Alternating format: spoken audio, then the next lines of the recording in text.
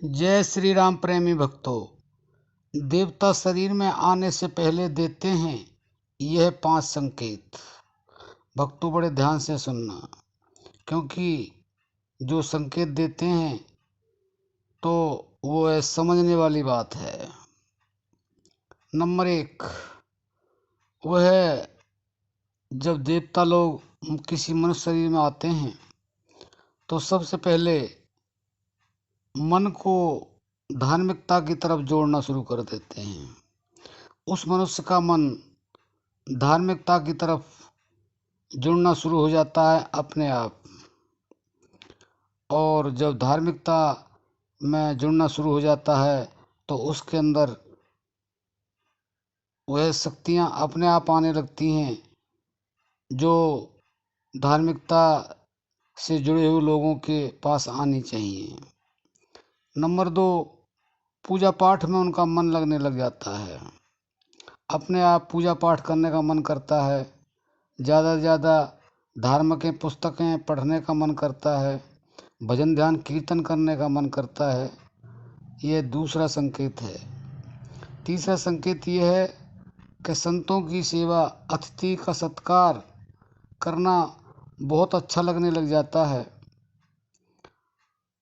और चौथा है, जीवों पर ऐसे मनुष्य दया करना शुरू कर देते हैं, किसी भी तरह से जीव को परेशान नहीं देखना चाहते हैं और जीवों की सेवा करना चाहते हैं। जैसे भी उनका वो होता है कि वो कर सकते हैं, कितना कर सकते हैं, कैसे कर सकते हैं, तन से, मन से, धन से, वह जीवों पर दया करना शुरू कर देते हैं। तो ये हमारे शरीर में जब देवता आते हैं तो उनका ये चौथा संकेत है। 5वां है, ऐसा व्यक्ति परमार्थ सेवा में संलग्न हो जाता है। वह अपने लिए कुछ नहीं चाहता है, बस उसके मन में ये चीज़ समझ आती है कि सृष्टि परमात्मा की बनाई हुई है। इस परमात्मा की सृष्टि में जो भी कुछ है परमात्मा में है, और मैं इस तरह से परमार्थ सेवा करूं ताकि मेरा मालिक, मेरा भगवान, मेरा गॉड अल्लाह मेरे से खुश रहे और हमेशा मेरे को अपने साथ हमेशा रखे और मेरे सारे वह करवाता रहे जो मुझे करने चाहिए।